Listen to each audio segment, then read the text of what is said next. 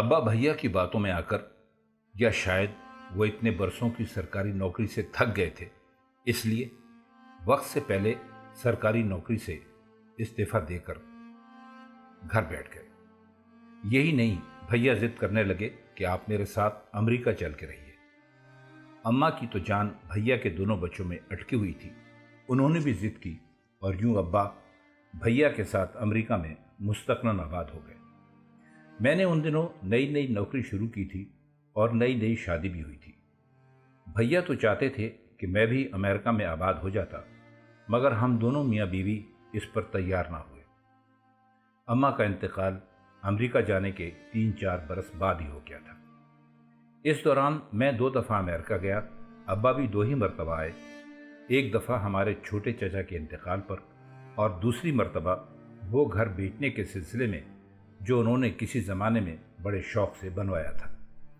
इसके बाद प्रोग्राम तो बहुत बने, मगर हर दफ़ा कोई न कोई ऐसी उलझन आन पड़ी कि वो आ न सके, हम जा न सके।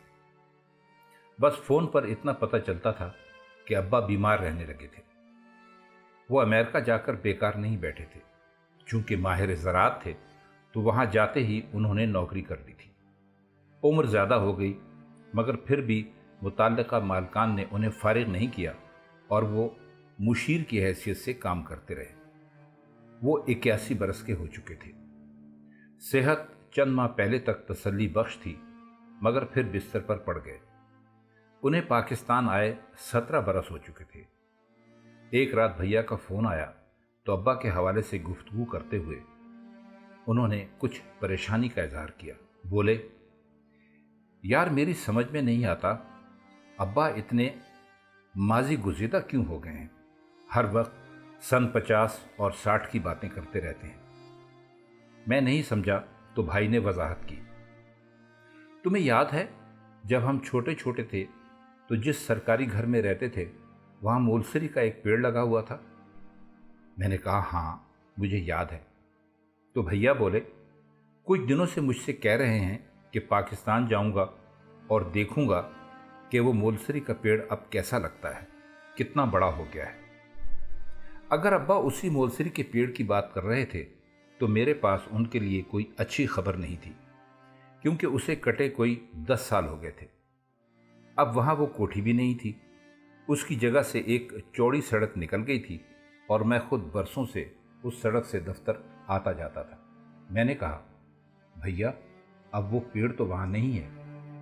भैया चंद लम्हों तक खामोश रहे और फिर बोले, यार ये तो बहुत बुरा हुआ। अब्बा के जहन में वो पेड़ पता नहीं क्यों अटक गया है। बच्चों ने तो खैर पाकिस्तान इंतहाई कम उम्र में छोड़ा था, इसलिए उन्हें उस पेड़ से क्या दिलचस्पी हो सकती है।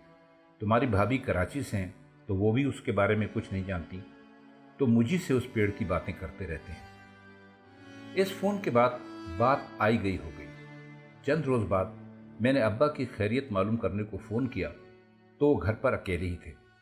मेरा फ़ोन सुनकर बहुत खुश हुए और पहले तो इधर उधर की बातें करते रहे। फिर उन्होंने भी मुझसे मोलसरी के पेड़ की कहानी छेड़ दी। बोले, भाई मेरी बड़ी यादें वाबस्ता हैं उस पेड़ से।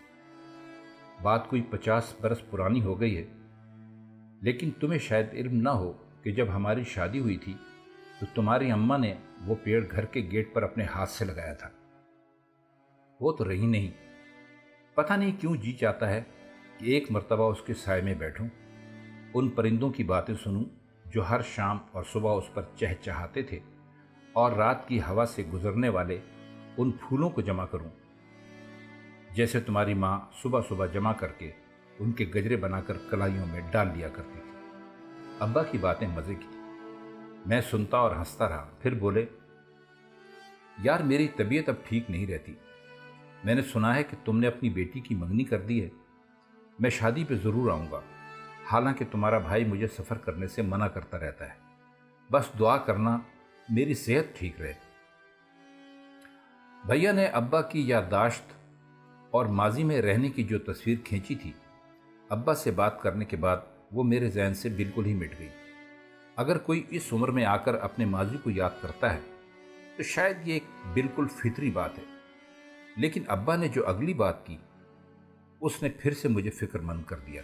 کہنے لگے، وہ صدر بازار میں حکیم احسن کے دواخانے کے سامنے فالودے والا اب بھی بیٹھتا ہوگا۔ اس مرتبہ آیا تو مجھے اس کا فالودہ کھلانے ضرور لے جانا۔ میں دھک سے رہ گیا۔ ابا پر ماضی کے اتنے دورے کیوں پڑ رہے تھے؟ میں یہ خواہش بھی پوری نہیں کر سکتا تھا، کیونکہ اس فالودے والے کو مرے اب کئی سال ہو رہے تھے۔ اس کے مرنے کے بعد اس کے بیٹوں میں دکان کی ملکیت پر کچھ جھگڑا ہوا اور بالآخر دکان بک گئی، اور اب وہاں ٹائر بکا کرتے تھے۔ ابا بچوں ایسی معصومیت سے ان جگہوں کا ذکر کر رہے تھے، اور میں سوچ رہا تھا ان کا ماضی کہاں سے کھینچ کے واپس لاؤں گا۔ اس کے 10-15 دن بعد جب میں سونے کی تیاری کر رہا تھا، ابا کا فون پھر آ گیا۔ وہ خوش تھے، ان کی صحت پہلے سے بہتر تھی۔ کہنے لگے، آج کل تو تمہارے ہاں خاصی ٹھنڈ ہوگی، اس لیے میں تھوڑا سا انتظار کر رہا ہوں۔ تمہارے بھائی سے کہا ہے کہ 2 ماہ کے بعد کسی بھی تاریخ میری سیٹ بک کروا دے۔ مجھے ابا کے آنے کی خبر سن کر بڑی خوشی ہوئی۔ پھر خود ہی بولے، یار پتہ نہیں اس کے بعد آنا ہو یا نہ ہو، تمہارے ساتھ خوب سیریں کروں گا۔ پھر کچھ سوچا اور کہنے لگے، باقر علی خان کی کوٹھی ہمارے یار سلامت اللہ انجینئر نے خریدی تھی۔ ان کے بچے تو ابھی تک وہیں رہتے ہوں گے۔ پیلے رنگ کی کوٹھی ہے۔ تمہیں پتہ ہے اس کوٹھی کا نقشہ ہمارے یار سلامت اللہ نے بنایا تھا۔ جب کوٹھی بنی تو اسے بہت پسند آئی۔ باقر علی خان سے کہنے لگا، خان صاحب، میں نے اپنی زندگی میں کبھی کسی گھر کا اتنا خوبصورت نقشہ نہیں بنایا۔ کبھی بیچنے کا ارادہ ہو تو مجھے کو بیچیے گا۔ باقر علی خان بیچارے کو اس کوٹھی میں 2 سال رہنا بھی نصیب نہیں ہوا اور وہ چل بسے۔ بہت دنوں سے سلامت اللہ کی خبر نہیں ملی۔ سنا تھا کہ اپنے بیٹے کے پاس کینیڈا چلے گئے تھے۔ ان کی بیوی کا تو انتقال ہو گیا تھا، سلامت واپس پاکستان چلے گئے تھے۔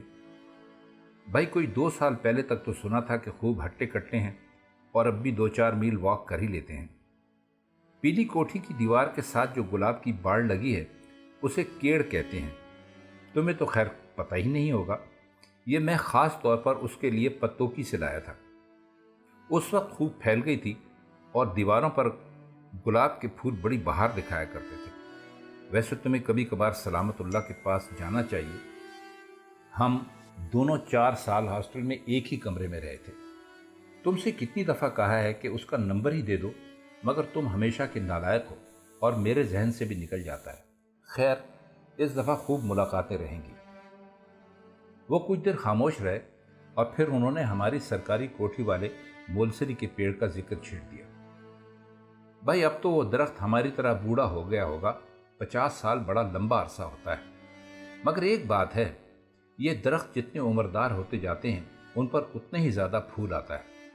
تمہیں تو یاد نہیں ہوگا، بڑی میٹھی اور بھینی خوشبو ہوتی ہے مولسری کی۔ کچھ سوچ کر ہنسے اور کہنے لگے، بھائی میں نے تمہارے بھائی سے کہہ دیا ہے کہ جب میں مر جاؤں تو میری قبر پر مولسری کا ایک پیڑ ضرور لگائے، مگر مصیبت یہ ہے کہ امریکہ میں یہ پیڑ نہیں ہوتا۔ ابا اپنی رو میں بولے جا رہے تھے اور میں سوچ رہا تھا کہ ابا کو کیسے بتاؤں کہ پیلی کوٹھی کی جگہ ایک پلازا کھڑا ہے اور سلامت چچا 2 سال پہلے ہارٹ اٹیک میں اللہ کو پیارے ہو چکے ہیں۔ ان کی باقی مادہ اولاد بھی کینیڈا جا چکی ہے۔ میں سوچنے لگا جب ابا آئیں گے تو انہیں نہ مولسری کا پیڑ ملے گا، نہ فالودے والے کی دکان، نہ سلامت چچا کی پیلی کوٹھی اور اس کی دیواروں پر کھلے سرخ گلاب، تو انہیں کیسا لگے گا؟ میں ماضی کو واپس نہیں لا سکتا تھا، مگر ابا اصرار کر رہے تھے۔ کبھی کبھار زندگی ایسے تماشے دکھاتی ہے کہ عقل حیران رہ جاتی ہے۔ ابا پاکستان آئے، ان کی پرواز رات گئے پہنچی تھی۔ میں انہیں ایئرپورٹ سے گھر لے گیا۔ وہ تھکے ہوئے تھے تو گھر جاتے ہی سو گئے۔ جب 10 بجے تک نہیں جاگے تو میری بڑی بیٹی انہیں جگانے گئی اور روتی ہوئی واپس آئی۔ ابا شاید موت کو گلے لگانے کے لیے پاکستان جانے کے منتظر تھے۔ رات میں کسی وقت ان کا انتقال ہو گیا تھا۔ ہم نے مغرب کے بعد ان کی تدفین کر دی۔ ابا کے مرنے کے بعد مجھے احساس ہوا کہ پاکستان میں نہ رہتے ہوئے بھی ابا مجھ سے کتنے قریب تھے۔ ان کی ہر بات یاد آنے لگی، ان کی ہمیں اچھی زندگی اور تعلیم دینے والی محنت، ان کی نصیحتیں، ان کے مشورے۔ بار بار یہ خیال آتا تھا کہ بھیا مجھ سے کہیں اچھے رہے کہ انہوں نے ابا کی خدمت تو کر لی۔ میں ابا کے لیے کچھ نہ کر سکا، جبکہ میں کچھ کرنا چاہتا تھا۔ اسی دوران بھیا نے ابا کی امریکہ میں کی گئی بچت مجھے یہ کہہ کر بھجوا دی کہ انہیں اس پیسے کی ضرورت نہیں تھی۔ ابا پر اور پیار آیا کہ مرنے کے بعد بھی وہ میرے کام آ رہے تھے۔ ایک دن میں نے سوچا اگر ابا زندہ ہوتے تو میں ان کی کوئی خواہش یوں پوری نہیں کر سکتا تھا کہ ان کے ماضی کو وقت کی دھول سے نکال لانا میرے لیے ناممکن تھا۔ پھر میں کیا کر سکتا تھا؟ میں نے سوچا اور کچھ نہ صحیح، میں ابا کی قبر پر مولسری کا ایک درخت تو لگوا ہی سکتا تھا۔ اس خواہش کا ذکر بھی انہوں نے ایک بار مجھ سے کیا تھا۔ مولسری کے درخت کی تلاش شروع ہوئی۔ یہ پودا کہیں سے مل کر ہی نہیں دے رہا تھا۔ پتہ چلا کہ یہاں کے موسم میں یہ پودا ہو ہی نہیں سکتا تھا، تو کہیں بھی نہیں تھا۔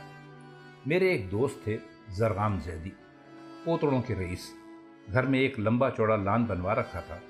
ان سے ذکر کیا تو بولے، دیکھو اس گھر میں دنیا بھر کے پیڑ لگے ہیں، مولسری کا نہیں ہے، اور وجہ یہ ہے کہ اس ہوا اور موسم میں یہ پودا ہو ہی نہیں سکتا۔ مجھے مایوس دیکھا تو کہنے لگے، میں تمہیں ہندوستان سے اس کا پودا منگوا دوں گا، لیکن یہ پہلے بتائے دیتا ہوں کہ وہ یہاں کامیاب نہیں ہے۔ زرغام زیدی نے اپنا وعدہ پورا کر دیا۔ میں نے انتہائی احتیاط سے وہ پودا ابا کی قبر کے سرہانے لگا دیا۔ قبرستان کے رکھوالے سے اس پودے کی حفاظت اور آبیاری کے لیے ماہانہ طے کیا اور پودے کے گرد لوہے کا حفاظتی جنگلہ بھی لگوا دیا۔